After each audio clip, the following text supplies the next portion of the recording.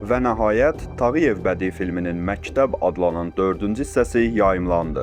30 aprel tarixində 2 ilə yaxındır Azərbaycan kinoteatrlarının səhnəsində hissə-hissə yayımlanan bu bədii filmin səbirsizliklə gözlədiyim son hissəsinin premyerası baş tutdu. Bu da o deməkdir ki, Tağıyev Məktəb filmini artıq şəhərimizin bütün kinoteatrlarında izləyə bilərik. Gəlin, film haqqında heç bir məlumat olmayanlar üçün qısa bir baxış keçirək. Bakı Media Mərkəzinin istehsalı olan bədii filmin Tağıyev Neft adlanan ilk hissəsinin geniş formatlı təqdimatı 2024-cü ilin oktyabr ayının 4-də Heydər Əliyev mərkəzində keçirilmişdi. Film böyük xeyriyyətçi Hacı Zeynalabdin Tağıyevin həyat və fəaliyyətini əks etdirir.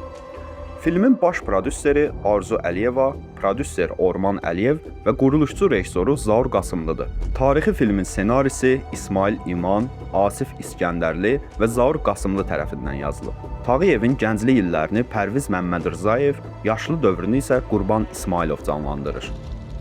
Tağıyev filmi 4 hissədən ibarətdir. İlk hissə Neft, ikinci hissə Çar, üçüncü hissə Sona və son hissə olan 4-cü hissə Məktəb adlanır. Yeri gəlmişkən, ilk film Tağıyev Neft filmini Azərbaycan 2025-ci ildə Oscar Kino Akademiyası mükafatlarına rəsmi namizəd seçmişdi. Son illərdə ölkəmizdə baş verən kino sahəsi ilə bağlı inkişafdan danışarkən, Tağıyev filmini və filmin yaradıcı heyətini qeyd etmək mütləqdir. 2 ilə yaxındır Tağıyev filmlərini nümayiş olunan kimi izləməyə gedən bir izləyici və kinosevər olaraq deyə bilərəm ki, kinoteatrlarda yerli filmlərimizi izləmək qüruru ilə yanaşı, bu film sayəsində həm də tarixi janrda möhtəşəm bir yerli iş izləmək çox fəxr edici hadisədir.